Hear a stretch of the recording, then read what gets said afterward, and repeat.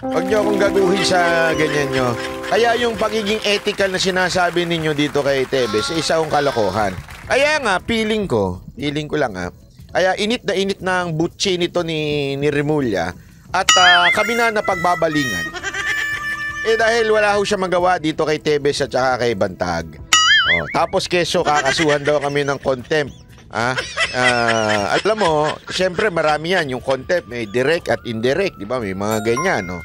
Kahapon, diniscuss natin yung direct. Ngayon naman yung indirect, yung maaaring kami po ay nakaka-obstruct daw ng justice. Kasi meron na daw inisyong warrant kay Bantag. Panoorin natin ito, panoorin natin. Kakasuhan ng DOJ ang tatlong vlogger na nag-interview kay dating Bucor Chief Gerald Bantag. Pambabastos daw ito sa korte, lalo't suspect si Bantag sa pagpatay kay Percy Lapid. Pero may depensa ang isa sa mga vlogger. Siguro naman kaya po isang may depensa na yan. Depensa pa itong vlogger natin. Nagbabalik si Justine Punsalang. Nakasubaybay din ako sa mga hearing na yon. Kaso nga lang minsan... Pogi nung isa dun, no? Yung sombrero. Pogi, no? Lahat pala kami.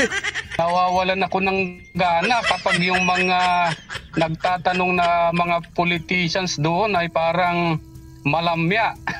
Ito ang exclusive. Ayan, di ba? Ano yung pinag-uusapan namin dyan? Yung mga politician, yung hearing. Hearing yan, eh. Hearing yan kay Katapang. Yun ang pinag-uusapan namin dyan. It's not the merit of his case. Hinihinga namin ng opinion yung mama na si Bantag. Hindi nga namin sure kung si Bantag yan, eh. Baka mamaya si impersonator lang yan, eh. Malay ba namin, no? Basta hininga namin siya ng panig, kung ano masasabi niya tungkol doon sa kay Bantag. Kay Bantag, kay Katapang, di ba? Yun ang aming pinag-uusapan niya. It's not the merit of the case, Secretary Remulla. Are you even watching the video? O meron na namang nagpasa sa'yo ng fake news? Yan ang problema dito kay Remulla, no? Nagpapaniwala siya sa mga bubulong sa kanya. Sino ba bubulong sa'yo? May demonyo ba bubulong sa'yo? Hindi kasi alam ko. Eto sabi nga sa atin, di ba tayo mga human beings, may mga bumubulong-bulong sa atin, eh. Depende na lang kung ano na-take mo.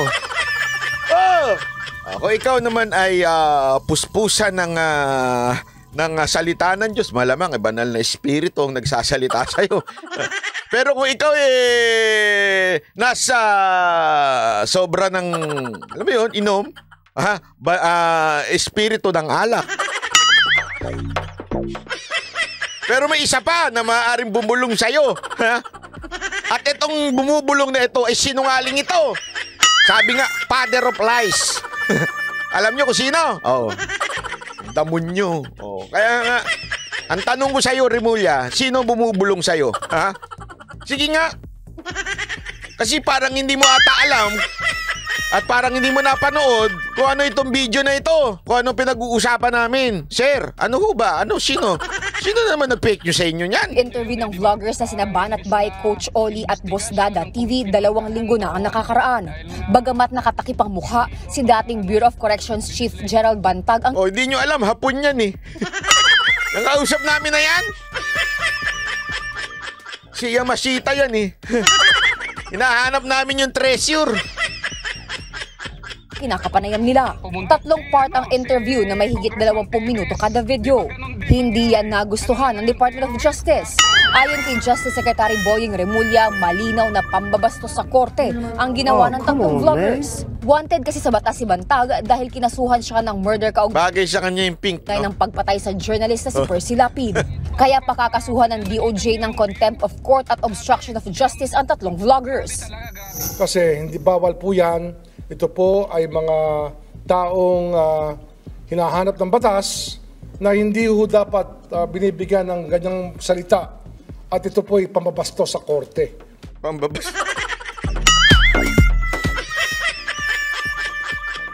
Pambabastos sa korte o baka kayo po yung nabastos?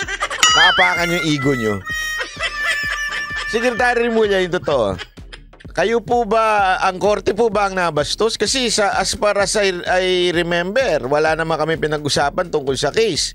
Hindi naman binastos ni Bantag ang korte. Wala naman siyang sinasabi. O malamang dahil sa hindi siya nagpapadakip, maaari yun ng pambabastos. Pero hindi po kami yun. Si Bantag po yun. At kung meron mang sabihin si Bantag patungkol po sa merit ng kanyang kaso, wala ho kaming alam doon. Si Bantag ho yun. Kaya nga sabi nga nila, ang dami ko na nakausap na abogado, piskal, ganyan-ganyan sinasabi nila. Paano magkakaroon ng contempt of court yan? Unang-una, there is no ongoing trial. Second, paano magiging obstruction of justice? Meron na ba ho ba ngayong mahuhuli mo through Zoom? Naalala ko tuloy yung ayaw makipagdebate dahil meron siyang COVID Kaya baka daw mahawa yung mga nasa Zoom.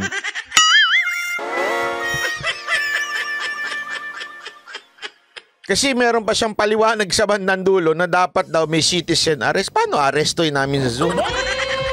Isang click lang yan. Kung wala na siya dyan, isang click lang niya talaga mag-disappear na. Bihira naman to si Secretary Remulla. Zoom nga yan Kita mo nga magkakaiba nga kami ng location.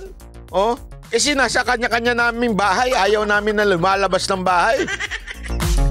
Diba? Ay, naku naman, Secretary Remulla. Alam mo, may isa pa na discovery dito si Jojo de Guzman. Pinapanood ko yung kanyang video. Tungkol dito, may reaction siya dito. Pinapanood ko. Sabi ba naman niya, alam mo, yung unang tanong sa kanya, dapat ni Remulla daw, ang itatanong sa kanya, yung, wait lang po, ayan, sorry. Yung itatanong po sa kanya ay yung patungkol po doon sa, akala ko ba alam mo na kung nasaan na susuko na si Bantag. Bakit bigla niyang binago? Sinegway bigla sa amin. Yun yung tanong ng media, nakinat niya yung media. Tatanong dapat ng media, akala ko ba sir, susuko na ho itong si Bantag, bakit bigla atang hindi na sumuko? Sabi ko nga bigla suigway siya Bigla siyang sabing, alam mo kasi itong mga vlogger, ang tanong ng media, susuko na ba? Etong si Bantag, akala ko ba susuko na? Tapos biglang, alam mo itong mga media, itong mga vlogger, biglang ganun. Sir, Your Honor, misleading. Pakisagot, sir. Yung tanong sa inyo, akala ko ba susuko na si Bantag, ba't hindi? Di ba kasi kung maalala nyo, ang dami niya sinasabi, alam na namin nasan siya, susuko na siya.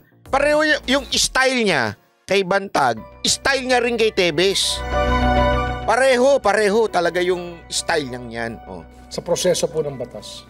When somebody aids and abets a felon wanted by the court to be arrested, then it is an affront to the court. Ayon sa kalihim, parang pambabastos sa korte daw yun.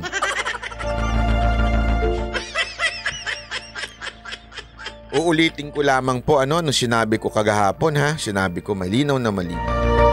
Ang lahat po ng Pilipino ay may kalayaan na magsalita. Nasa ating konstitusyon po yun. Freedom of speech and freedom of press, lahat po tayo may kalayaang magsalita. As long as hindi ka naman magla-libel, defamation o whatsoever na illegal, ay maaari mong sabihin, magsalita. Sabi ko nga, even a convicted person, they have a freedom of speech. Ito nga mama, hindi pa convicted. Pangalawa, wala naman po siyang kinikwento tungkol sa kanyang merito ng kanyang kaso. Pangatlo, kung meron man siyang sabihin tungkol sa merito ng kanyang kaso, siya ho yun. Kami, nag-interview lang. Hindi ho kami kasama sa party na dinimanda. Alimbawa, ibig ko sabihin, ang dinimanda si Bantag. Di ba? Philippines versus Republic of the Philippines versus Bantag. Yun lang yung dalawang parties. Di ba?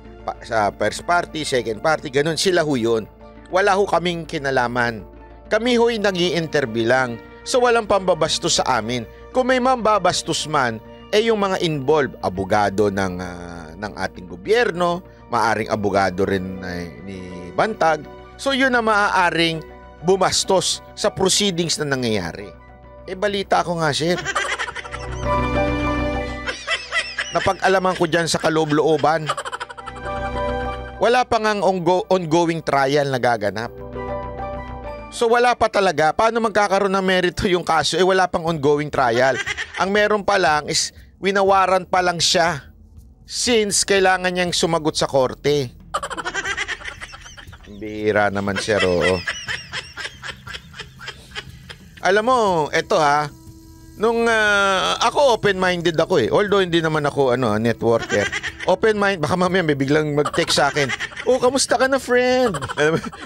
Mga networker, biglang nangangamusta pag sobrang tagal mo ng kaklase, di mga elementary, high school, biglang nangangamusta. Hindi po ako networker, pero open-minded po ako. Kaya tinanong ko yung mga kakilala kong mga matitikas na abogado. Matitikas hindi yung katulad ni Libayan. Yung mga matitikas na abogado, tinanong ko po sila. Tinanong ko kahit mga kaibigan nating basta mga magagaling sa batas. Alam mo, every time ang sagot nila, tinatawanan nila Paano ka mako-contempt? Hindi ka na makasali dyan. Hindi mo na, una-una, obstruction of justice. Bakit? Tinuhuli ba nila? Bigla mong hinarang? Sinira mo ba ebidensya? Alam mo ba kung asan siya? In-interview mo ba ng personal? Ba't di mo hinuli? Hulihin mo sa Zoom. Tinatawanan tuloy ako Sabi ko, huwag kayo magalit sa akin. Huwag niyo akong tawanan. Yan lang sinabi ni Remulla. Tinatanong ko lang sa inyo. Nung nalaman nila, si Remulla ba nagsabi? Natawa na lang sila Sabi niya, alam mo, that's political. Yan. Diyan tayo pupunta mamaya-maya. Pag-usapan natin yung politika. Kasi naniniwala ako, this is not about Bantag, Tebes. This is all about politics. Politika ho ito. Ang pagpapatahimik sa amin